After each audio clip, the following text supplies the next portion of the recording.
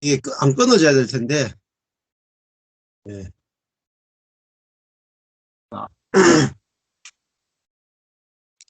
아, 6월절이라고 하는 것이 뭐냐? 그 말씀을 드렸습니다. 예수님이 6월절에 지금 만찬을 하고 또 6월절에 십자가에 달려 죽으시는 그 과정을 이제 지나갑니다. 네. 자, 음, 다른 분들은 제 얼굴이 안 보이네요. 어떤지 모르겠네요. 네. 네, 혹시 제 안 보이면 댓글로 주세요. 그러면 제가 혼자 또 예, 말씀을 나누면 안 되니까. 자, 이게 아주 중요합니다. 예수님이 6월절에 어린 양으로 십자가에 죽으셨다. 이건 예수님이 그 죽음이 어떤 죽음인가 하는 것을 우리에게 보여주는 것입니다. 음. 예수님이 죽으신 것은 이스라엘 백성을 애굽에서 탈출시키기 위해서 예수님이 죽으셨다. 이렇게 이제 볼 수 있는 거죠.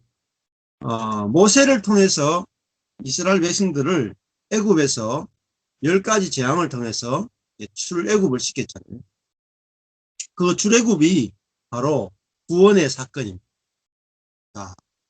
마찬가지로 예수님이 6월절에 십자가에 달려 죽음으로 구원을 이루셨다. 이것이 바로 구원이죠. 근데 이 구원이 조금 전에 말씀드린 것처럼 우리가 미래적 구원이 있고 현재적 구원이 있단 말이에요. 네. 근데 우리가 미래적 구원에 대해서는 듣고 현재적 구원에 대해서 거의 잘 듣지를 않습니다. 현재적 구원이라고 하는 것은 내가 어떤 억압이나 노예됨으로부터 자유케 되는 것이라고 말씀을 드렸습니다. 자, 근데 우리 인생이 자유하지 못한 게 굉장히 많죠.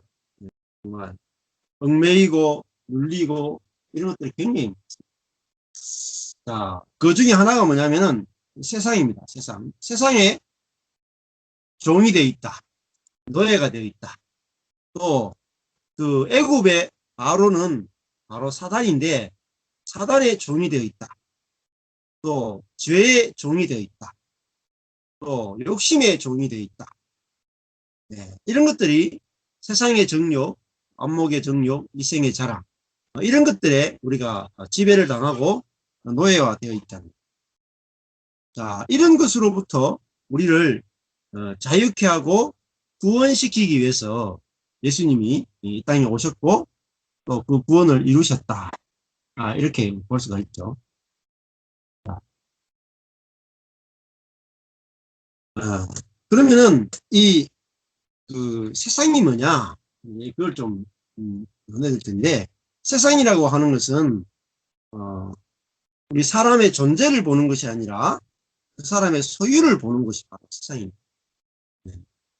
그래서 그 사람이 갖고 있는 지혜나 그 사람이 갖고 있는 능력이나 그 사람이 갖고 있는 돈이나 다른 말로 하면 스펙이겠죠. 요즘으로 치면 네. 학력이나 이런 것들 또 그 중에 스펙 중에 좀 큰 것 중에 하나가 뭐냐면 선을 행할 수 있는 그런 능력도 들어간다고 볼 수 있어요. 이런 세상이 바로 우리가 이 세상 안에 우리가 태어났고 우리가 세상 안에 살고 있습니다. 그러니까 우리가 이런 소유, 지혜가 많아야 되고 능력이 있어야 되고 돈도 많아야 되고 스펙도 좋아야 되고 또 내가 어떤 선을 행할 수 있는 능력도 있어야 돼요. 자, 그렇지 않으면 어떻습니까? 행복하지가 않죠. 또 이거 없는 사람은 없는 사람에 대해서 무시를 하고 낮게 보고 있는 사람에 대해서는 높게 보고 존경하고 그렇게 하는 게 바로 세상입니다. 그래서 세상은 철저하게 능력과 지혜를 가지고 만들어진 것이 뭐냐면 바로 세상이라고 볼 수 있어요. 자, 우리가 이 세상에 태어나서 살려고 하니까 늘 지혜가 부족하고 능력이 부족하고 돈이 부족하고 스펙이 부족하고 모든 것들이 이제 부족하단 말이에요. 그래서 이런 것들을 내 힘으로 신앙의 힘으로 이런 것들을 더 많이 가져야 된다. 그리고 가진 자는 높아지고 못 가진 자는 낮아지는 이게 세상인데 여기에 종살이 한단 말이죠. 근데 이 세상의 제일 꼭대기에 누가 있느냐? 바로가 있죠. 파라오. 애굽의 왕 파라오가 있죠. 예. 근데 그 파라오가 누구를 상징하냐면 이제 사단을 상징하는 거죠. 그래서 우리가 능력과 지혜를 쫓아가게 되면은 사단의 종로로 갈 수밖에 없고 또 우리 자신도 나는 왜 이렇게 능력이 부족한가? 나는 왜 이렇게 지혜가 부족한가? 왜 돈이 없는가? 나는 왜 이렇게 인격적으로 탁월하지 못한가? 이런 것 때문에 늘 이렇게 눌려 지내게 되고 열등감을 느끼게 되고 불행하게 살아갑니다. 자, 이것이 바로 세상에 종이 되어 있다라. 자, 여기에서 자유한 사람이 있습니까? 내가 능력으로부터 자유하고 돈으로부터 자유하고 스펙으로부터 자유하고 내가 똑똑해야 된다는 것부터 자유하고 외모라든지 이런 것에 대해서 자유하고 내가 뭐 소유에 대해서 자유하고 이런 자유가 우리에게는 없단 말이에요. 그런데 예수를 알게 되고 메시아를 만나게 되면 이런 세상으로부터 자유케 되는 거예요. 지혜가 없어도 되고 능력도 없어도 되고 돈도 없어도 되고 스펙도 없어도 되고 이런 그 모든 것으로부터 자유케 되는 그런 구원을 주신단 말이에요. 이런 것이 없이는 살 수 없는 그런 우리가 세상에 살고 있는데 예수님을 알게 되면은 우리가 이런 것으로부터 정말로 자유하게 된다는 거죠. 그것보다도 지혜나 능력이나 돈이나 스펙이나 어떤 외모나 뭐 소유나 이런 것들보다 더 중요한 것을 알게 되면 이런 것들이 중요하지 않는 거죠. 사실은 이 세상이 갖고 있는 모든 것보다도 훨씬 더 중요한 것을 알게 되면은 여기서부터 자유해져 버립니다. 자, 이게 아주 중요하겠죠. 자, 우리가 어떤 그 하나가 아주 중요하면은 뭐 다른 것이 별로 안 중요하잖아요. 자, 진짜로 중요한 게 뭔가? 진짜로 중요한 게 뭔가? 뭐 이런 것들이 어떻게 보면 우리 인생에서 가장 중요하다라고 보여질 수가 있죠. 또 뭐 아직 젊은 사람들은 배우자, 연인 이런 사람들이 또 굉장히 중요하게 여겨졌어요. 자, 그 모든 것을 다 통틀어도 이게 내가 죽음을 앞두게 되면은 다 이게 소용이 없단 말이죠. 자, 그리고 이것들은 전부 다 내 자신의 자아가 추구하는 것들이에요. 자아가 추구하는 것들이고 또 이것은 내 중심성이 이제 간절히 원하는 것들이다. 그래서 이것들을 사실은 추구를 하지만은 다 얻을 수 있느냐? 다 얻을 수가 없단 말이에요. 그리고 어느 정도 얻었다 하더라도 얻고 나면은 또 부족하고 또 부족하고 막 이렇게 느낀다. 그래서 이런 소유의 세계에서 우리를 건져내서 뭔가 다른 세계로 옮기는 것. 그걸 이제 구원이라고. 이제 세상과 다른 더 중요한 것으로 옮기는 그 하나님 나라로 세상 나라에서 하나님 나라로 옮기는 것을 구원이에요. 자, 그래서 구원이라고 하는 것은 나라가 바뀌어야 됩니다. 자, 애굽이라고 하는 나라에서 자, 가나안 이스라엘이라고 하는 나라로 장소가 옮겨지죠. 그걸 구원이라고 합니다. 우리도 애굽이라고 하는 세계에서 이스라엘이라고 하는 세계로 들어가야 그게 정말 구원이다. 자, 그 애굽은 특징이 뭐냐면은 애굽의 특징은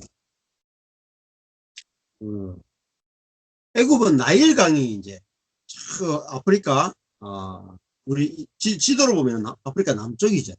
남쪽에서 위쪽으로 북쪽으로 나일강이 쭉 흘러서 이제 그 지중해로 흘러 들어갑니다. 그러니까 애굽은 항상 나일강이 정확한 때에 범람을 하기 때문에 인간의 노력이 정말 중요하게 여겨지는 곳이 바로 애굽입니다. 그래서 애굽에서는 항상 누가 능력이 있느냐, 그 사람이 능력이 있느냐 없느냐, 이게 굉장히 중요한 곳이 바로 애굽입니다. 그래서 애굽에서는 다른 사람과 연합하고 다른 사람과 사랑의 관계를 맺고 살아가는 그 삶이 아니라 내가 다른 사람보다도 더 많은 지혜와 능력과 돈과 스펙과 그런 외모를 소유했느냐, 내가 경쟁에서 이겼느냐, 이것이 행복을 주는 동네가 바로 애굽입니다. 이 애굽 안에 있을 가지고는 구원이 없답니다. 현재적 구원이 없답니다. 그래서 이 어린 양을 죽여서 그 피를 바르고 어린 양 고기를 먹고 그 애굽에서 나와서 어디로 들어가느냐, 하나님의 나라로 들어가는 것을 구원이라고 합니다. 자, 이 하나님의 나라는 바로 가나안에 있었죠. 이 가나안은 어떤 곳이냐면은 매일 아침마다 이슬이 내려야 돼요. 새벽에 기온차에 의해서 하늘에서 이슬이 매일 내려야지 곡식이 자랄 수 있습니다. 그리고 이 파종할 때 이런 비가 와야지 땅이 부들부들해지면서 파종을 할 수 있습니다. 자, 파종을 한 다음에 매일매일 이슬이 내려가지고 곡식이 죽지 않고 자라도록 해줘야 돼요. 그리고 마지막에 곡식을 거둘 때는 늦은 비가 와서 물을 흠뻑 적셔줘야지 나중에 열매들이 다 맺힙니다. 그러니까 가나안이라고 하는 것은 이른 비와 늦은 비, 매일의 이슬이 내리는데 다 어디서 내리는 겁니까? 자, 이집트의 나일강은 땅에서 흘러오는 거죠. 땅에서 이렇게 흘러오는 거죠. 땅에서 나는 거죠. 그런데 이제 이슬이나 이른 비나 늦은 비는 어디서 오는 거냐면 하늘에서 다 내리는 거예요. 그거는 뭘 상징하느냐 하면은 가나안은 하나님의 은혜로 살아가는 곳이 바로 가나안입니다. 예, 이게 이제 아주 큰 차이죠. 이스라엘은 뭐냐? 이스라엘은 은혜로 살아가는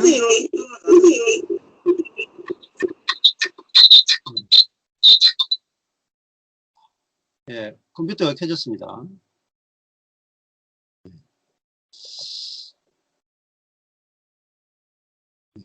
얼굴이 좀 보이니까 좀 낫네요. 혼자 얼굴이 안 보여가지고 혼자 이야기하려고 하니까.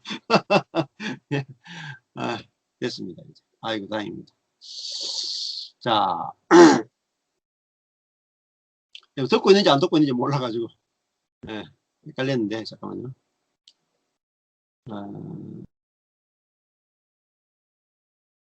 자, 잘 들렸습니까? 지금까지 했던 게? 예, 좋습니다. 자, 그러니까 사람이 행복을 어디서 찾느냐? 애굽은 자기의 노력이나 자기가 어떤 소유한 것, 자기의 능력에서 이제 행복을 찾는 것입니다. 예, 근데, 우리가 아는 게 이제 그런 세상밖에 잘 몰라요. 하나님의 나라를 잘 모른단 말이에요. 하나님의 나라는 먹고 마시는 것에 있지 않고, 그죠? 의와 평강과 희락이다. 이렇게 됐죠. 의와 평강과 희락이다. 하나님의 나라는 먹고 마시는 것이다. 이건 육적인 것이란 말이에요. 그게 아니고 의, 평강, 희락. 이게 하나님 나라예요. 의는 뭡니까? 올바른 관계. 의. 자, 올바른 관계가 되면 뭐가 옵니까? 평강이 온단 말이에요. 그리고 뭐가 와요? 의, 평강, 희락, 기쁨이 온다. 그러니까 하나님의 나라는 관계에 있어요. 의. 의라고 하는 건 뭐냐면 올바른 관계란 말이에요. 우리가 의라는 단어를 해석을 잘 못해요. 의라고 하는 건 와, 정의롭다. 하나님 앞에서 죄를 안 짓는다. 이렇게 해석하는데 그게 아니에요. 의라고 하는 것은 두 사람이 이제 올바른 관계를 맺는 거랍니다. 올바른 관계는 뭐냐면은 하나님은 하나님 노릇 하시는 것이고 사람은 사람 노릇 하는 게 뭐냐면은 의예요. 의. 자, 하나님이 하나님 노릇 하신다 할 때 그 하나님 노릇은 뭐냐면 하나님이 하나님 역할을 하는 것을 뭐라고 말하냐면 부모의 역할과 비슷해요. 근데 부모의 역할 하면 또 오해할 수도 있는데 하나님의 역할은 뭐냐면은 공급하시는 공급자. 조금 전에 말씀드렸죠. 가나안에서는 이른 비, 이슬, 늦은 비, 하늘에서 공짜로 내려주잖아요. 공짜로 매일 이슬을 내려주고 첫 이제 씨앗을 뿌릴 때는 이른, 마지막에 추수할 때는 늦은 비 내려가지고 그 햇볕과 비를 내려서 곡식이 자라도록 해주신 그 하나님이 뭐죠? 은혜를 부으시는 하나님이 하나님 노릇하신다. 자신의 피조물에 대해서 외면하지 않고 버리지 않고 피조물을 잘 돌보시는 것. 그게 하나님 노릇입니다. 하나님 쪽에서 자기의 의무를 다하십니다. 하나님 쪽에서 인간에 대한 의무를 다하심. 그걸 하나님의 의라고 합니다. 의는 다른 말 하면요. 의무예요. 제일 쉽게 설명드리면 의무입니다. 자, 하나님의 의는 뭐예요? 하나님의 의무. 자, 그리스도인들은 어떻게 구원을 받아요? 하나님의 의를 믿음으로 구원을 받습니다. 이걸 이해하면은 여러분 구원에 대한 개념이 확실하게 잡힙니다. 자, 내 의무가 있고 하나님의 의무가 있어요. 그러니까 하나님의 의가 있고 나의 의가 있어요. 자, 그러면은 어느 의가 있어야 구원이 되겠습니까? 나의 의가 있어야 됩니까? 하나님의 의가 있어야 됩니까? 하나님의 의다. 내 의는 없어도 돼. 사람들 여기서 계속 헷갈려. 그러니까 확신이 없는 거예요. 이 구원은 결국은 현재적 구원, 미래적 구원인데 현재적 구원이 중요하다고 그랬죠. 자, 현재적 구원. 내 인생의 모든 문제가 해결되려면 현재적 구원을 알아야 돼요. 자, 구원이라고 하는 건 뭐라고 그랬어요? 하나님 쪽에서 창조주로서 구원자로서 온 인류의 아버지로서 아버지 노릇해 주셔야 되는 의무가 있다. 자, 이거를 알면은 정말 우리가 아무 문제가 없어요. 인생이 담대해지. 자, 우리 육신의 아버지하고 달라요. 자, 우리 육신의 아버지는 이 한 20살, 30살 때까지 다 책임을 지잖아요. 그런데 결혼시켜 놓으면은 그 다음 어때요? 네 살림 네가 알아서 살아라 이렇게 하죠. 이제 하나님 아버지하고 달라요. 하나님 아버지 육신의 아버지하고 다르다. 근데 우리는 자꾸 하나님을 육신의 아버지와 비슷한 분으로 생각해요. 그래서 구원은 은혜로 주시고 성화는 우리 쪽에서 의무를 져야 되는 걸로 생각합니다. 구원은 하나님의 의무고 성화는 인간의 의무라고 생각할 거예요. 지금까지 그렇게 생각하셨죠. 그렇게 생각 살았단 말이에요. 그러니까 내 자신을 변화시켜야 되는 거, 내가 능력이 있어야 되는 거, 그죠? 내가 참 거룩한 사람이 돼야 되는 거 다 나의 의무라고 생각해요. 그러니까 나의 의무가 뭐예요? 나의 의라고 생각했다. 아니에요. 그래서 그리스도인들이 안식이 없다는 안식. 그리고 다른 사람에 대해서 늘 너는 왜 그것밖에 안 되냐 하고 판단 정지가 나와. 자, 구원이나 성화나 영화나 모든 것들이 다 은혜로 되어져요. 제가 이 말씀을 아무리 들어도 못 알아들었어요. 자, 성화는 뭐예요? 내가 거룩해지고 내 삶의 변화가 일어나고, 그죠? 내 그리스도의 형상을 닮아가고, 이 모든 것들이 뭐로 돼요? 저절로 된다는 거죠. 내가 영화롭게 되는 게 뭐예요? 내가 하나님의 성품을 나타내는 자, 하나님의 아들이 되는 거, 자, 그것도 다 공짜로 돼요. 저절로 돼요. 이게 기절초풍한 일입니다. 이게 공짜로 된다 그러면 목사님들이 다 무슨 소리냐, 인간이 노력해야 되지, 하나님과 협력해야 되지, 이런 이야기를 하십니다. 해보세요. 되는가? 예.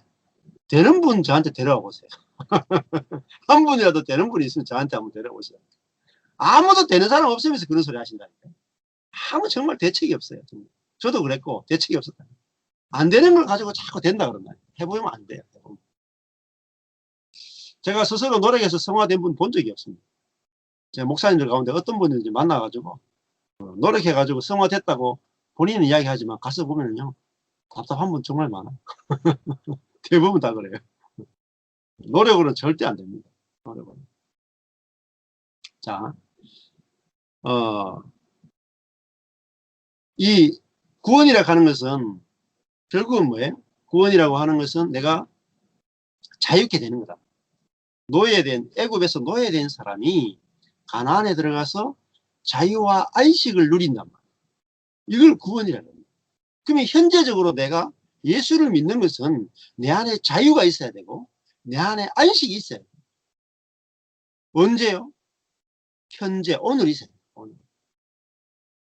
죽어서 가는 게 아니고 이 땅에서, 이 땅에서 천국이 이루어진다니까요. 그게 나라의 임하옵시오며 하나님의 나라가 이 땅에 임하게 해달라고 기도하는 거예요. 그리스도인들은. 내가 죽어서 천국 가게 해주세요. 이거 기도하는 게 아니라니까요. 주기도문 매번 하고 예배 때마다 하면서도 생각은 늘 반대로 해요. 설교도 늘 반대로 하고. 예수님이 기도를 가르쳐 줬잖아요. 나라가 임하도록 기도해라. 네가 사는 네 속에, 네 존재 속에 하나님의 나라가 임하도록 기도해라. 이 현재적 구원이란 말이에요. 그 하나님 나라 임하면 어때요? 내가 자유케 됩니다. 내가 안식을 누린다. 그리고 내가 누리고 있는 자유와 안식을 거저 받았기 때문에 내가 자랑하고 증거하고 전도한답니다. 누구에게요? 누구든지 내가 누구보다도 내가 더 행복한데, 내가 누구보다도 더 안식을 누리는데, 내가 누구보다도 더 자유한데 내가 전하지 않을 수가 있겠습니까? 인생의 모든 문제가 다 해결돼요. 복음을 받아들이면. 근데 복음을 받아들이는데 인생의 문제가 해결 안 됐다. 죄송하지만은 현재적 구원을 못 누리는 사람.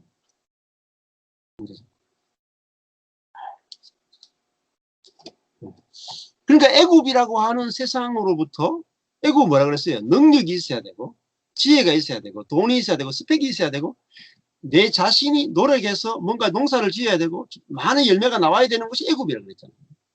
은혜라고 하는 것은 눈꽃만큼도 없는 것이 애굽이에요.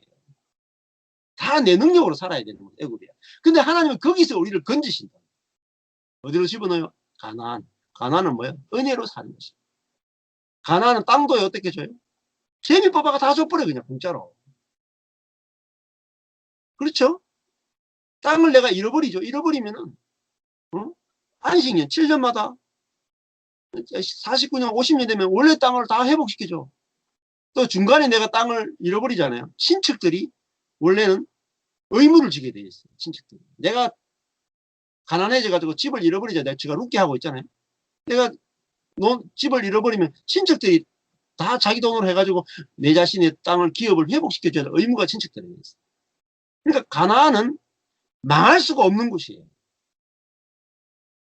절대 망할 수 없는 것이 가나안이에요. 왜? 율법이 하나님의 법으로 다스려지면 절대 망할 수 없는 것이 가나안이에요.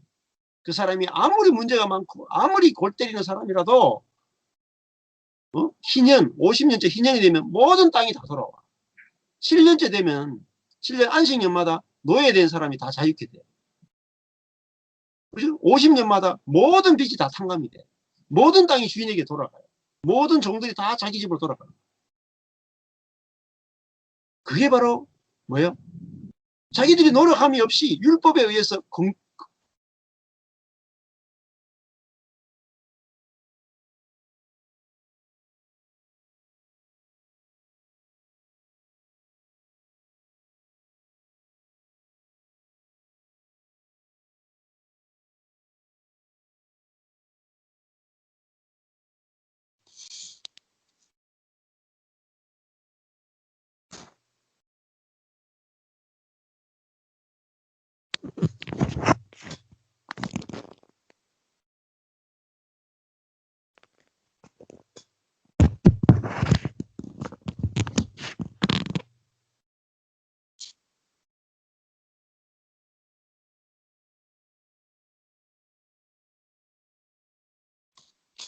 목사님, 제게 이상한가요? 안 들려요.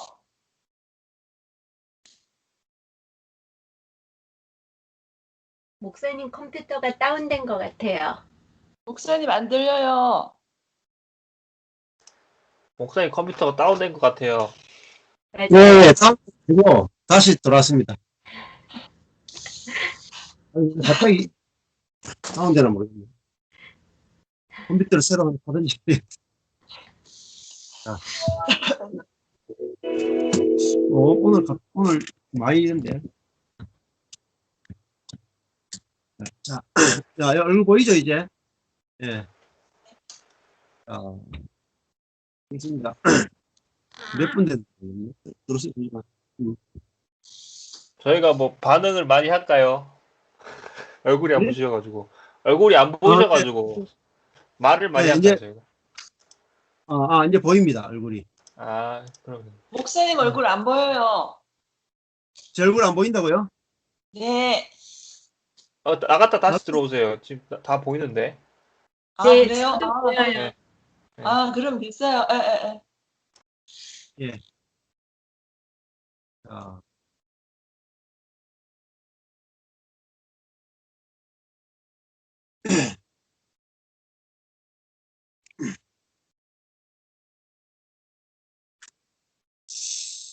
자, 그 구원이라고 하는 것이 애굽에서 가나안으로 옮기는 것이다. 들리죠? 예. 애굽에서 가나안으로 옮기는 것이다. 예. 그건 다른 말 하면 세상에서 교회로 옮기는 것입니다. 예. 그러면 세상은 뭐고 교회는 뭐냐?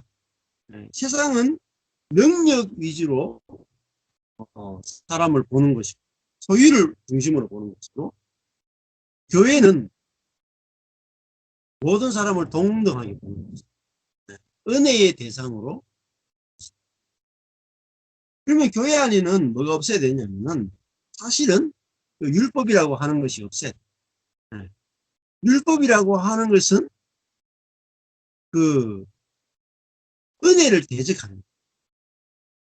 율법이 많으면 많을수록 은혜가 없어요. 그러니까 율법은 우리가 지키는 용도로 써버리면은 은혜를 말살을 시켜요. 율법은 내가 하나님의 율법을 지킬 수 없구나. 이렇게 지킬 수 없구나를 깨닫는 용도로 써야 되는데 율법을 지키는 용도로 써버리면은 교회가 뭐가 되냐면요. 교회가 은혜가 없어져. 사랑이 없어져. 그러면 뭐예요? 도로 애군. 애군. 그 교회는 뭐냐면은 아까 전에 가나안은 노력하지 않았는데 뭘 줘요? 노력도 전혀 안 했는데 이른비를 주고 이세를 주고 여전비를 주고 노력도 안 했는데 땅을 분배받죠. 그리고 노력도 안 했는데 7년이 되면은 노예된 자가 돌아오고 또 자기가 농사가 또 농사를 그러니까 땅을 잃어버려도 어떠냐면은 그 다른 집에 가면은 다른 집의 것을 먹을 수가 있어요. 유대인들은.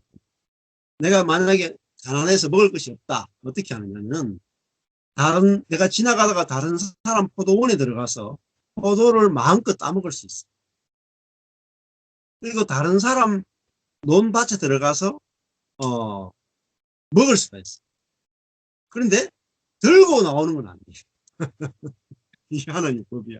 하나님이 얼마나 좋은 법을 만들어놨.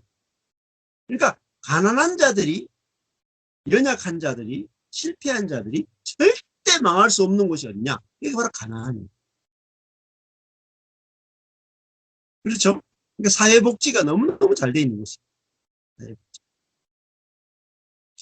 그리고 또 뭐죠? 추수할 때도 남의 논에 가서 이삭죽기를 할 수 있어요.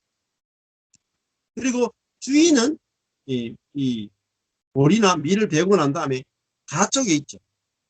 가쪽에 한번 싹 베고 한번 딱 하고 난 다음에 떨어진 걸 주우면 안 돼. 그 누구 것이냐? 가난한 자와 고아와 이방인들, 그리고 동물들. 그래서 그다음에 또 뭐죠? 원래는 그 6년 동안 땅을 기경하고 7년째는 다 휴경을 해요. 휴경. 농사지만. 그러니까 그러면 7년째 농사 안 짓는데도 그 땅에서 씨앗이 떨어져 있고 여러 가지 해가지고 거기서 뭔가 자라겠지. 저절로 자라는 게 있지. 그 7년째 안식년 때 자라는 건 다 누구 거냐? 그 딱 가난한 사람. 누구나 가서 다른 사람 밭에 가서도 다 가져올 수 있는 게 바로 그 율법이 가지고 있는 거예요. 율법은 사실은 지키라고 준 것이 아니고 율법을 자세히 들여다보면은 그 속에 하나님의 마음이 들어있다. 율법을 통해서 하나님의 마음을 만나야지 진짜로 율법을 아는 사람. 율법을 우리가 지키려고 해서는요, 절대 못 지켜. 근데 율법에 담겨있는 하나님의 마음을 알고, 그 다음에 우리가 율법을 성령이 우리 속에 오셔야만 성령이 아버지의 마음, 하나님의 마음을 우리 안에서 실제화 시켜내신다. 그러면 그 하나님의 마음이 나를 통해서 나타나면 율법이 완성이 돼요. 율법이 다 지켜진다. 이것이 뭐냐면은 새 언약. 새 언약은 뭐냐면은 새로운 영을 주고 새로운 마음을 준다. 그것이 바로 24절에 나오는 예수님이 이 나의 피는 곧 언약의 피니라 할 때 예수님의 십자가 죽음은 어떤 죽음이냐? 새 언약을 체결하는, 새 언약을 체결하는 죽음이다. 새 언약을 완성시키는 죽음이다. 자, 언약을 할 때는 언약의 내용이 있어. 아주 중요해요. 우리가 어떤 사람과 약속할 때는 문서에 무엇에 대해서 한다. 만약에 저희도 교회 돈 빌린 게 있는데, 은행에 가면은 제일 하는 게 뭐예요? 이렇게 문서 만들 때, 무슨 건, 뭐 예배당을 담보로 해서 9천만 원을 빌렸다. 이렇게 내용을 적고 거기에 대해서 계약을 하죠. 언약 그러면은 여러분 중요한 게 뭐냐면 내용이 중요해요. 근데 예수님이 지금 제자들과 함께 최후의 만찬을 하죠. 최후의 만찬을 했다는 사실을 사람들은 잘 알죠. 그리고 최후의 만찬을 가지고 우리가 성찬식을 해야 된다는 것도 잘. 캐톨릭에서는 매번 미사를 드려요. 그게 뭐죠? 이거 최후의 만찬을 그대로 재현하는 거예요.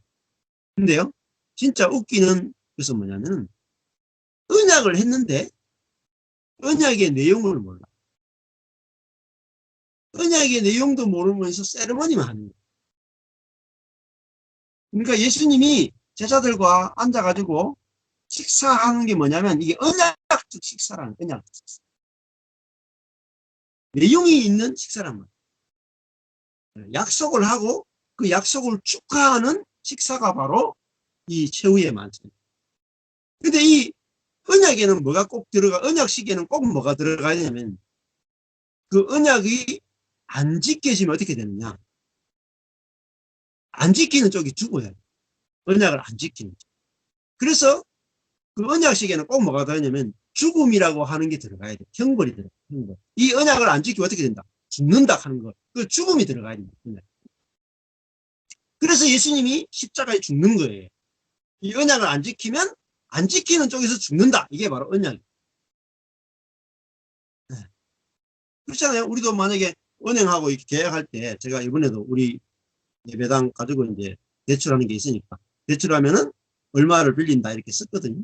그러면 은행에서 뭐 하면 이거 한 달, 두 달이라도 이 이자 연체되면은 20% 이자를 낸다 이런 식으로 페널티를 준다. 그리고 마찬가지로 언약을 안 지키면 안 지키는 쪽에서 페널티 벌 먹는다. 근데 참 재밌는 것은 이 최후의 만찬의 언약은 어떤 언약이냐면은 새 언약. 24절에 이 언약의 피 그럴 때 이 언약이라는 단어가 뭐냐면은 디아데케라고 하는 단어. 헬라어로 디아데케. 디아데케는 뭐냐면 디악하는 거예요. 디악하는 것은 두 쪽에서 하는 게 아니고 한쪽에서만 의무를 지는 이야기. 이거를 편무적 계약. 한쪽에서만 일방적으로 의무를 지는 편무적 계약. 양쪽 다 의무를 지는 게 뭐냐면 쌍무적 계약. 쌍방이 의무를 지는 걸 쌍무적. 그럼 예수님이 지금 제자들하고 계약할 때 어떤 계약을 했냐면 편무적 계약. 디아데케. 신데케는 그 반대가 신데케. 신은 뭐냐면 함께 할 거죠. 쌍무적. 그러니까 예수님이 제자들하고 계약하면서 너희들에게 뭘 주냐면 성령을 준다. 아버지가 약속하신 성령을 주겠다. 근데 성령이 뭐냐? 예수님의 살과 피랍니다. 예수님 자신의 영을 주겠다. 이게 바로 새 언약. 그러니까 우리가 뭘 받아요? 신약에서는 예수님 자신을 영을 우리 속에 받아서 그 영을 뭐죠? 마시고 먹고 우리 속에 뭐가 돼요? 내 생명이 되고 내 에너지가 되고 내 마음이 되어서 예수님 자신이 어떤 분이신지 내 존재를 통해서 나타나는 것. 그게 바로 새 언약입니다. 이 언약을 안 지키면 누가 벌을 받느냐? 하나님 쪽에서 벌을 받는다. 하나님. 왜냐하면 하나님 쪽에서 일방적으로 약속했다. 그 일방적 약속. 이게 뭐죠? 디아데케. 사람 쪽에서는 의무가 없어요. 그리고 이걸 뭐라고 불러요? 은혜라고. 은혜라고 하는 것은 일방적 약속을 은혜라고 합니다. 일방적 약속. 너무너무 놀랍죠? 이런 그 언약에 대해서 너무너무 이 은혜로운 내용이 있는데 그 언약에 대해서 잘 안 가르쳐요. 이게 정말 신앙의 핵심이에요. 그러니까 하나님 쪽에서 율법을 지키는 데 있어서 율법을 지키는 데 있어서 내 쪽에서 의무가 없어졌다. 의무가 없어졌다. 하나님 쪽에서 성령을 주어서 율법이 지켜지는 존재로 그죠? 우리를 새롭게 창조하겠다. 그걸 약속하는 게 뭐냐면 이 언약적 식사람, 언약적 식사람. 이게 최후의 만찬. 그러니까 이 최후의 만찬에서 제자들은 어때요? 자기들이 예수님께 대해서 신실함을 가져야 되는 게 아니라 못 가져요. 이들이 예수님께 대해서 신실함을 가져야지 예수님이 내가 성령을 아버지의 영을 보내겠다라고 하는 그 약속을 지키느냐. 그게 아니라 제자들은 신실함을 유지를 못해. 그게 뭐냐? 그 내용이 바로 오늘 그 나오는 내용입니다. 네. 왜냐면은 18절에 보면은 다른 유다는 나를 팔게 될 것이다 하는 것이고, 그리고 다른 제자들은 너희가 다 나를 버리리라. 제자는 예수를 버리는 거예요. 한 제자는 예수를 팔고 11제자는 예수를 버리는 거예요. 자, 보세요. 예수님이 정말 이 제자들이 왜 이런 이야기가 다 나오느냐. 이렇게 예수님을 버리고 예수님을 배반하고 이렇게 해도 뭐예요? 언약은 지켜진다는 거예요. 그걸 보여줍니다. 왜냐하면 일방적 언약이기 때문에 너희가 다 나를 버리리라. 너희들은 다 나를 버릴 수밖에 없어. 너희들은 의무를 못 져. 너희들이 의무를 이행할 수 있는 능력이 없어. 너희들은 신실함이 없어. 신실함이 없잖아요, 제자들. 예수님을 다 배반하고. 그런데 뭐예요? 예수님 쪽에서, 하나님 쪽에서 뭘 가지고 있는 거예요? 신실함을 가지고 있는 거예요. 그게 하나님의 신실함. 그게 하나님의 신실함이 뭐냐면 하나님의 의무람. 이 하나님의 의무를 알게 되면은 우리가 정말 자유하게 돼. 내 쪽에서 할 게 없어. 그러니까 이걸 가르쳐서 뭐예요? 이걸 믿음이다. 야, 내가 할 것을 아무것도 남겨두지 않으셨구나. 요거를 믿는 게 믿음입니다. 이게 진짜 믿음의 의미예요. 믿음이라고 하는 것은 그 자체로 자유함. 내가 할 것이 어디. 그리고 그 자체로 안식이 되는 거예요. 내가 예수를 버려도 주님은 나를 버리지 않는다. 이게 바로 은혜. 그죠? 네. 자, 이번에도 이제 그런 질문을 하시더라. 네. 성경을 읽다가, 아니, 다른 유다는 예수를 배반하고, 다른 제자는 예수를 끝까지 따랐으니까, 우리가, 다른 유다는 본받으면 안 되고, 다른 제자를 본받아야 되지 않습니까? 이렇게 질문하는 분이 있더라. 네. 정말 그렇나요? 다른 유다는 예수님을 팔고, 다른 제자는 예수님을 끝까지 따랐나요? 아니죠. 네. 너희가 다 나를 버리라. 네. 그러니까 우리가 다른 제자들을 본받을 게 없어요. 본받을 게 있다면은 그들이 예수를 판 것밖에 없어요. 그리고 예수를 버린 것밖에 없어요. 그런데 중요한 말은 28절이다. 28절에 뭐가 나옵니까? 28절에 그러나 내가 살아난 후에 너희보다 먼저 갈릴리로 가리라. 너희보다 먼저 갈릴리로.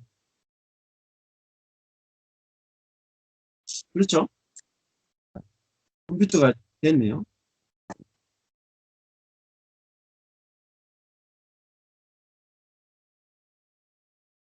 영상이 멈춰가지고 컴퓨터로 이렇게.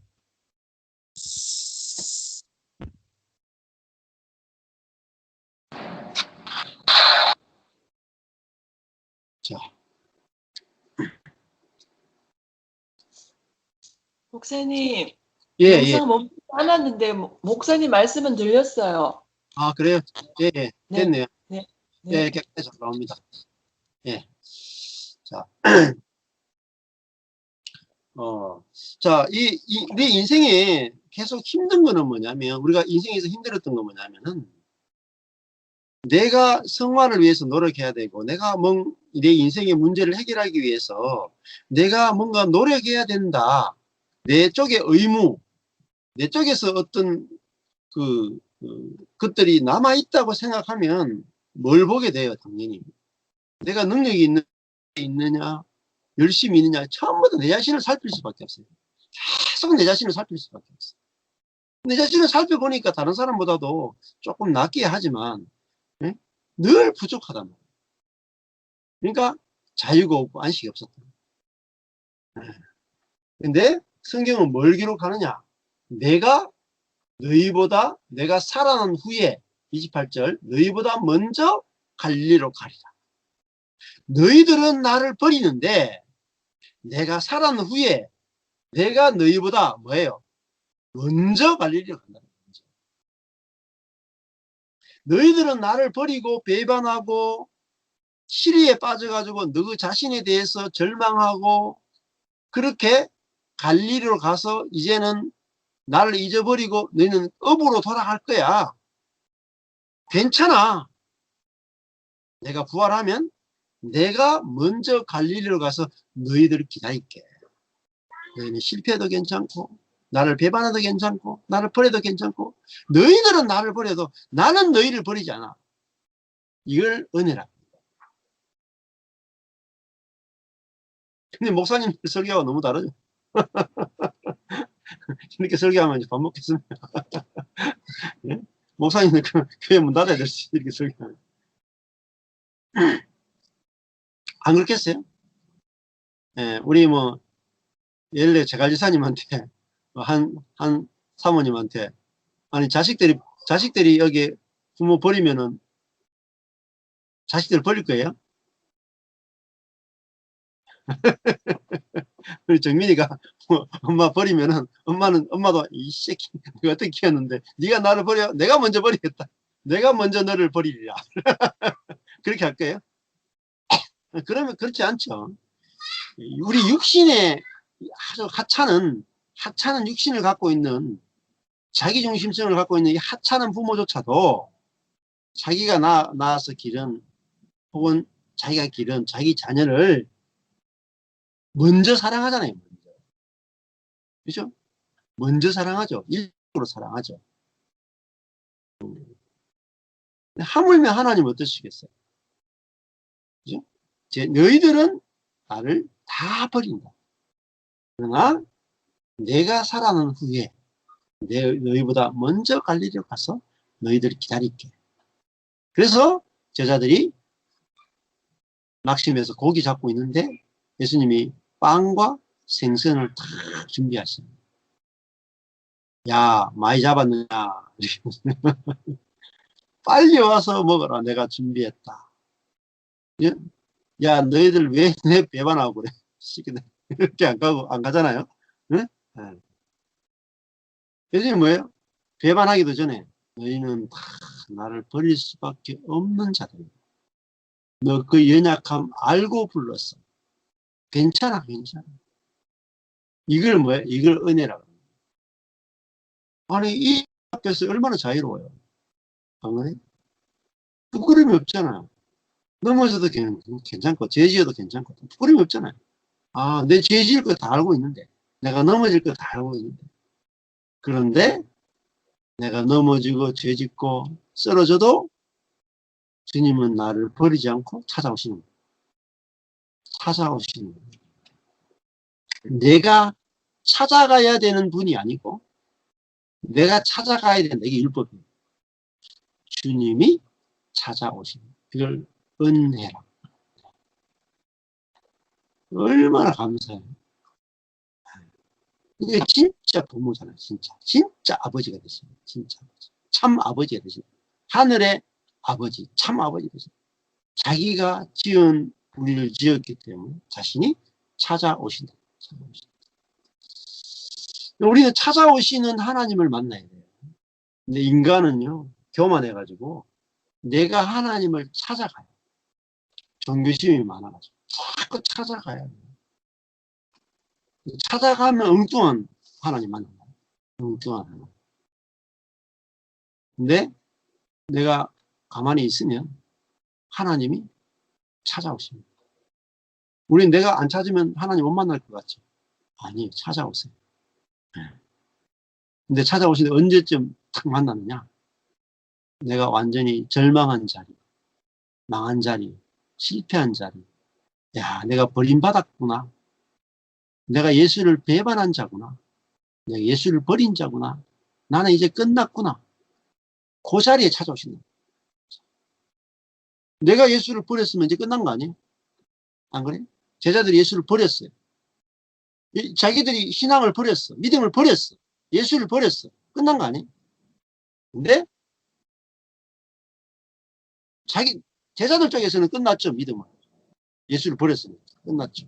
근데 주님은 끝나지 않았다. 왜? 제자들이 어떻게 예수를 버릴 거 알았느냐? 제자들 속에는 자기중심성이 있다. 그래서 절대로 나를 사랑할 수 없다. 타인을 사랑할 수 없는 존재라는 걸 알기 때문에 버릴 수밖에 없는 그 연약함을 알고 계시는 거예요.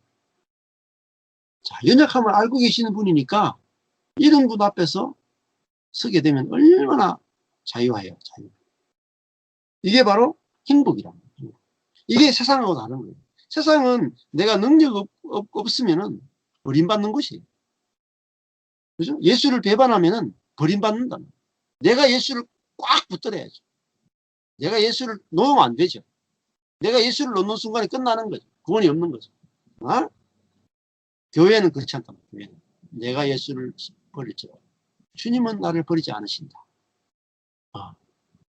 그걸 이야기하는 게 교회라. 그러면 야, 그러니까 이제는 그럼 모든 사람이 똑같잖아. 아니,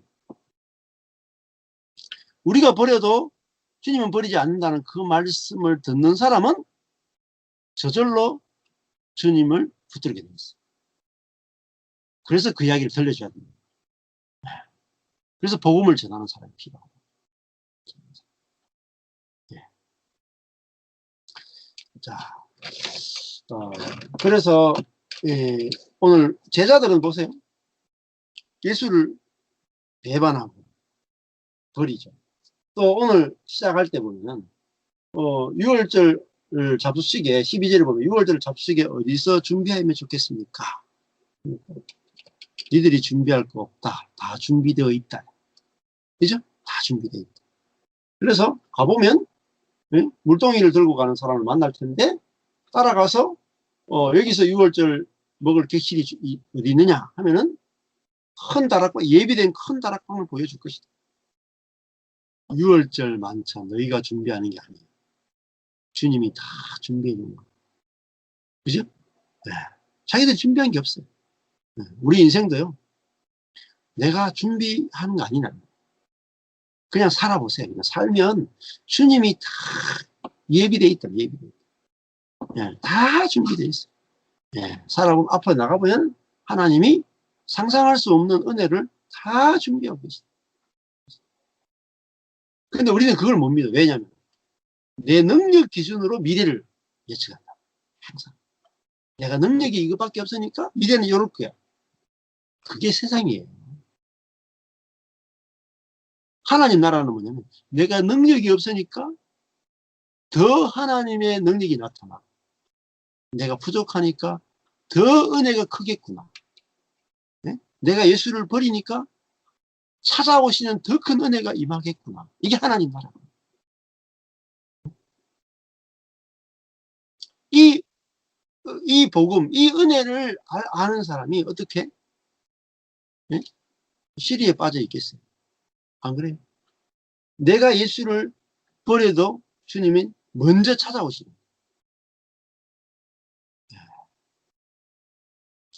이 은혜를 사람들이 모르기 때문에 사람 다 힘들어요. 내가 뭔가 액션을 취해야 돼. 내가 뭔가 움직이기 전에 하나님 움직이지 않으신다고 생각해요. 내가 뭔가 아무것도 안 하면 하나님도 아무것도 안 하신다고 생각해요. 그러니까 이렇게 생각하는 거예요. 마치 우리가 하나님을 생각할 때 이렇게 생각해요. 옛날에 보면은 우물물 있잖아요. 우물. 물이 어때요? 이렇게 펌프가 있잖아요. 펌프. 저기 이제 우포에 가도 펌프가 있는데 그 펌프는 아주 메말라가지고 펌프만 이렇게 하면 물이 안 나와요. 그 펌프에서 물을 이렇게 저 밑바닥에 땅 속에 있는 물을 끄집어내려면 먼저는 한 바가지 물을 펌프에 집어넣어가지고 마중물이라고 그러죠. 마중물을 넣어가지고 먼저 이렇게 수압이 이렇게 꽉 차도록 해줘야 돼요. 그걸 막 하면은 그 압력에 의해서 밑에 물이 확 치고 올라가지고 그다음부터는 막 나오거든요. 그러면은 먼저는 자, 땅 속에 있는 물이 솟아오르려면은 먼저는 뭐가 해야 돼요? 사람 쪽에서 노력해가지고 마중물을 붓고 노력해야지 밑에 물이 팍 치고 올라오잖아요. 그 시작은 누가 해요? 사람이 하는 거예요. 사람이 하면은 그것을 사람이 먼저 했기 때문에 그 결과로 땅속에 생수가 솟아나는 거죠. 이게 율법주의다. 사람이 하지 않으면 하나님은 아무것도 안 하신다. 이게 율법주의. 그래서 하늘은 돕는 자를 돕는다. 뭔가 노력하는 자를 돕는다. 하늘은 노력하는 자를 돕는다. 이게 인간이 갖고 있는 생각이에요. 근데 하늘은 노력하는 자를 도울지 몰라도 하나님은 노력하지 않는 자도 도우신다. 이게 복음이에요. 그러니까 내가 아무것도 안 해도 하나님은 일하시고 도우신다. 이게 두 가지 알았어요. 두 가지. 첫 번째는 이걸 알면은 일단은 먼저는요. 그런 일이 안 일어나도 내 마음이 평안해요. 내 마음이 평안해요. 내 마음의 만족이에요. 그래서 먼저는 내 마음이 바뀌어요. 그런 일이 일어나는 거는 일어날까요? 일어날까요? 그런 일을 볼 수 있을까요? 그렇게 응답 위주에 있는 응답은 두 번째 문제고, 일단은 그 말씀이 내게 와서 마음이 편안해요. 안식이에요. 그렇구나. 하나님 이런 분이에요. 그러니까 하나님을 바꿔야 돼요. 이게 스티브 이게 맥베이가 하는 말, 스티브 맥베이.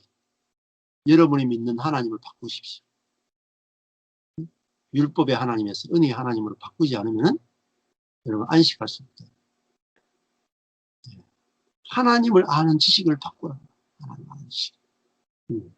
은약하시는 하나님. 일방적으로 의무를 주시는 하나님.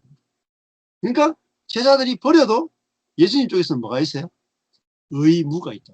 하나님 쪽에서는 의무가 있다. 약속했잖아요. 새 마음 주겠다. 새 영 주겠다. 버리지 않겠다. 그러니까 제자들은 버려도 하나님 쪽에서는 의무를 다 하셔가지고 먼저 갈릴리로 찾아와서 기다리신다. 자, 이런 예수님이 누구예요? 리더랍니다. 이런 예수님을 따라가는 사람 어때요? 아니, 예수님을 버려도 버리지 않는 예수를 따라갑니다. 나를 버리지 않는 예수를 따라갑니다. 내가 얼마나 안식이 되겠어요. 네. 근데 이런 하나님을 우리가 제대로 만나본 적이 없고, 들어본 적이 없고, 누려본 적이 없고. 자, 이게 아주 오늘 중요한 내용입니다. 네. 그래서 오늘 6월절을 하나님이 준비하셨다. 하나님이 방을 다 준비하셨다. 그리고 또 제자들이 버려도 예수님이 내가 살아난 후에 너희보다 먼저 갈 일을 간다. 성경은 뭐죠? 하나님이 일하신다. 사람이 일하는 게 아니라 하나님이 일하신다. 이걸 이야기하고 있다. 우리 쪽에서는 뭐만 하면 돼요? 하나님 그러신 분이에요. 찬양만 하면 돼. 믿기만 하면 돼. 누리기만 하면 돼. 예? 일은 하나님이 하셔가지고 때가 되면 하나님이 일하시는 일들이 나타납니다. 그러니까 저와 여러분의 인생 가운데 하나님이 감추어놓은 은혜가 있다. 마태복음을 보면 천국 비유가 있어요. 그 중에 하나가 뭐냐면 밭에 감추어진 보화. 그러니까 그 소작농이죠. 아주 가난한 소작, 자기 땅도 아닌데 땅을 임대해서 농사 짓는 사람이 땅을 막 이렇게 하다 보니까 들크덕 땅 속에서 뭐가 나오냐면 보화가 나옵니다. 그 보화를 보는 거예요. 감추어져. 자기가 노력한 게 아니라 감추어 놓은 보화를 발견한다. 그게 뭐죠? 천국은 이와 같다. 천국이라고 하는 것은 자기가 노력한 것을 찾는 것이 아니라 전혀 노력하지 않고 감추어 놓은 하나님의 은혜를 발견하면 어떻게 되냐면 그 땅이 자기 땅이 아니었기 때문에 가서 자기가 가지고 있는 걸 다 팔아가지고 그 땅을 산다. 그 땅을 사면, 그죠? 사람들은 웃겠죠. 아니, 아니, 평당 그 100만 원밖에 안 하는 땅을 평당 150에 사다니 미쳤습니까? 아니, 내가 미친 게 아니고 당신이 미쳤습니다. 당신이 그 속에 보물이 있다는 사실을 모르니까. 하나님이 보화를 감추어 놓은 은혜의 하나님이라는 사실을 알면 내 모든 걸 다 팔게 돼 있어요. 내 인생을 다 팔아. 모든 걸 다 팔아. 올인한다. 올인. 네, 올인할 수 있어요. 인생이 하나님의 은혜가 정말 중요하게 내한테 여겨지면 나의 지혜나 나의 능력이나 나의 스펙이나 나의 돈이나 이런 것들이 안 중요해요. 하나도. 네. 그러니까 하나님의 은혜를 모르니까 거기에 모든 것을 목을 매는 거예요. 진짜. 근데 정말 하나님이 나의 기쁨이 되고 하나님의 은혜가 나의 만족이 되고 안식이 되면 다른 거는 뭐예요? 보너스. 너희는 먼저 하나님의 나라와 뭘 구하라고요? 그의 그의 의무를 구하라. 하나님 저에게 의무를 다해 주세요. 나를 지으셨잖아요. 나를 만드셨잖아요. 하나님이 나를 만드신 아빠로서의 의무를 다해 주세요. 이게 우리의 기도랍니다. 그러면은 뭐예요? 이 모든 것을 너에게 더하신다. 뭐죠? 무엇을 먹을까? 무엇을 마실까? 무엇을 입을까는 뭐죠? 이 모든 것은 거저 주신다. 진짜로 거저 주세요. 진짜로 거저 주세요. 상상할 수 없도록 거저 주신다. 근데 반대로 한다. 반대로. 맨날 기도가 무엇을 주실까요? 무엇을 입을까요? 무엇을 먹을까요? 그거 계속 기도하고 간구하고 어떤 직장 주실래요? 노란 직장 주실래요? 빨간 직장 주실래요? 하얀 직장 주실래요? 뭐 큰 아내 주실래요? 뭐 키 작은 아내 주실래요? 키 큰 남자 주실래요? 계속 육신의 것만 구하는 거예요. 하나님의 의를 구해요. 하나님이 일방적인 의무를 갖고 계시는 분임을 내가 구하고 알게 해달라 그러고 그 하나님을 누리면은 내 안에 천국이 되기 때문에 나머지 이 모든 것을 더하여 주지 않아도 괜찮아요. 하나님이 이 모든 거 안 주셔도 괜찮아요. 하나님 때문에 이미 배가 불렀어요. 그렇죠? 배가 부른 사람은 더 이상 보너스 없어도 괜찮아요. 안 그래요? 뷔페집에 가서 배부르면은 뭐 더 필요 없잖아요. 오히려 걱정스러워. 그래서 우리가 은혜로 배가 부르면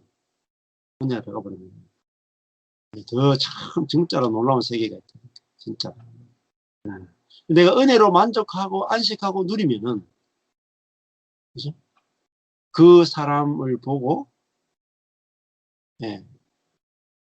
만나기를 원하고 그 사람한테 말씀을 듣기를 원하고 그 사람과 교제하기를 원하고 사귀기를 원하는 사람이 나타나게 됩니다. 그 사람을 통해서 하나님은 은혜의 일을 행하십니다. 그죠? 그런 사람이 희귀하다는 거지. 모든 것에 대해서 만족하는 사람. 그리고 욕심이 없는 사람. 욕심도 없고, 자기가 먼저가 아니라 상대방을 살리려고 하는 사람. 이게 자연스럽게 되는 사람. 그런 사람 있으면 서로 데려가려고 그러죠. 안 그렇겠어요? 회사에서도 돈 많은 사람도 그런 사람을 구한다니까요. 세상에서는 정말 신뢰할 만한 사람을 구한다는 거예요. 내가 그런 신뢰할 만한 사람이 되어 있으면 어디서든지 막 데려가려고 합니다. 그리고 때가 되면 그런 직장이나 그런 사람이나 누군가를 만나게 되겠어요. 그렇다니까요. 그러니까 이 관계가 굉장히 중요합니다. 내가 내 안에 먼저 안식하고 누리고 이렇게 되면은 내 주변에 사람들이 막 들끓어요. 저도 이제 이번에도 누나하고 이렇게 둘째 누나하고 만나가 이야기했는데 또 보니까 봉사도 많이 하고 주변에 사람이 굉장히 많아요. 둘째 누나. 그러니까 온갖 사람도 다 사귀는 거예요. 사귀니까 그 중에 한 사람이 이제 공무원인데 지적과 공무원 중에 지적과 이렇게 그 땅을 보는 거 있잖아요. 지적과에서 일하신 분인데 확실히 지적과에서 일하신 분 다르대요. 땅을 보는 눈이 있어. 그래가지고 땅을 사면 땅값이 오르는 거야. 땅 사면 땅값이 오르는 거야. 그러니까 돈이 얼마나 땅이 막 여러 군데 땅이 있고 돈이 얼마나 많이 공무원 했는데도 부동산 투자만 딱 볼 수 있는 눈이 있으니까 돈을 너무너무 잘 벌어요. 그러니까 그분하고 둘째 누나가 너무너무 친하니까 그분하고 돌아다니는 것 같이. 그러다가 저기 군위에 있는 땅을 봤다 하더라고요. 그래서 그 군위의 땅을 보고 한 1000평 정도 보고 이 땅 사면 좋겠다 해가지고 그 땅 샀는 거예요. 사놨는데 이제 이번에 군위에 이제 그 비행장이 들어온다 그래가지고 비행장 쪽에 있는 땅은 시끄러워서 못 쓰고 반대편 땅값이 좀 오를 거라고 아마 이야기하더라고.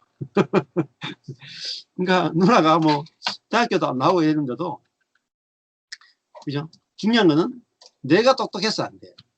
내 똑똑함으로 사는 게 아니고, 뭐죠? 내 주변에 똑똑한 사람하고 친구가 되는 거예요. 이게 인생의 비밀이에요. 이게 진짜 이거 엄청 비밀인데. 내가 꼭 부자가 될 필요 없어요. 부자 친구를 사귀면 돼요. 그 부자 사람이 정말 좋아하는 사람이 돼요. 그 부자 사람이 좋아할 만한 사람은 어떤 사람이에요? 하나님의 사람이 됩니다. 내가 하나님으로 한 분으로 인해서 만족하고 안식을 누리는, 돈 없어도 안식하고 만족을 누리는 사람을 보면 돈 있는 사람도 뭐죠? 부럽다. 나는 돈 있는데도 저렇게 안 되는데 저 사람은 돈도 없는데 저렇게 안식하고 누리냐? 나 저 사람 만나서 이야기 좀 하고 싶다. 진짜 그렇게 된다니까요.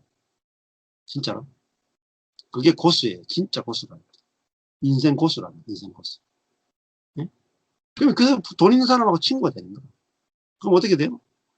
돈 버는 비결을 배우는 거예요. 아, 그럼 당신 어떻게 돈 벌었습니까? 가르쳐 준다니까요. 돈 버는 사람 돈 버는 노하우가 있어요. 예? 공부 잘하는 사람 공부 잘하는 노하우가 있고, 사업 잘하는 사업 잘하는 노하우가 있고. 그러니까 우리 사람을 많이 사귀어야지 그 내가 갖고 있지 않은 것들을, 그죠? 공급받을 수 있어요. 하나님은요, 그런 우리가 하나님과 올바른 관계를 맺으면, 하나님 사랑이 되면 이웃 사랑이 되게 되어 있어요. 이웃 사랑이 되면, 이웃과 관계 맺으면 그 사람을 갖고 있는 모든 내가 연약하고 미련해도요, 옆에 사람이 다 도와줘. 다 공급해줘. 네. 그게 생명나무예요. 생명나무는요, 공급받아 살아가는 거죠. 자기 것으로 살아가는 게 아니라 옆에 사람도 공급받고 하나님으로부터 공급받고. 그게 가나안이에요. 가나안. 하늘에 있는 이슬을 내리받고 이른 비 받고 늦은 비 받고 계속 받잖아요. 받아 산다니까요. 하루하루 만나를 받, 또 매일매일 만나를 받아 살았잖아요. 방에서. 그러려면은 은혜 받을 만한 사람이 돼요. 은혜 받을. 그게 뭐죠? 가난한 사람. 하나님 앞에 가난한 사람. 은혜에 대해서 목마른 사람. 그 사람이 필요합니다. 그래서 하나님이 어떤 분인지 알면 하나님을 자랑할 수 있어요. 그러면 우리 마음이 기뻐요. 이 세상에 이제 정리해보면은, 세상에 우리가 행복하죠. 야, 빨리 가봤어. 나가라. 얘기 안 한다. 이거. 유튜브에 걸린다. 이거. 빨리 나가라. 빨리 나가. 꽃이 보인다. 나가. 이건 너무 힘이 잘 거야. 그렇죠. 행복하지 않은 사람 특징이 뭔지 아세요? 자랑할 것이 없는 사람. 그렇죠. 자랑할 것이 없는 사람은 행복하죠. 근데 자랑할 것이 많은 사람은 진짜 행복해요. 근데 자기의 것을 가지고 자랑하려고 하면 자랑할 게 너무 적잖아요. 인물이 잘났습니까? 뭐 돈이 많습니까? 능력이 있습니까? 자랑할 게 별로 없어. 네? 하나님의 은혜를 자랑하려고 하면 무궁무진하다. 그러니까 내가 진짜로 내가 나를 사랑해 주시고 나를 있는 그대로 받아주시고 내가 주님을 버려도 나를 버리지 않는 그 주님을 내가 막 입이 딸도록 내가 정말 마음에서 기뻐서 막 자랑하면 내 인생이 막 행복해진다. 행복은 딴 게 아니에요. 자랑할 것이 많으면 행복. 근데 하나님을 자랑하는 것이 가장 큰 인생의 행복이에요. 네. 그 사람은 부족합니다. 네. 그래서 저는 자랑할 게 엄청 많아요. 저 자신의 능력이나 이런 게 아니라 하나님에 대해서 자랑할 게 너무 많은 거예요. 그리고 하나님이 또 베푸신 은혜가 많기 때문에 그 은혜를 자랑하는 거예요. 좀 이따 다시 아구놀이 하자. 예. 자, 우리도 그렇게 매일매일 우리가 자랑할 것이 많은, 그게 뭡니까? 예배입니다. 예배. 그게 뭐죠? 그게 기도입니다. 하나님을 자랑하는 거. 그게 뭐죠? 전도입니다. 그 예배고 그 하나님 사랑입니다. 다 이루어지잖아요. 예배, 기도, 전도, 하나님 사랑. 내가 하나님께 대하여 감사가 솟아나오고 하나님께서, 그죠? 하나님의 은혜를 알면 이게 다 돼요. 하나님 사랑, 전도, 기도, 뭐 다 됩니다. 네. 그래서 하나님의 은혜를, 오늘 예수님이 그 하나님의 은혜를 보여주셨는데 그 은혜 아래서 우리가 그 은혜를 마음껏 자랑하고 사는 우리 인생이 됐으면 좋겠습니다. 감사합니다. 여기까지 하고 나눔하겠습니다.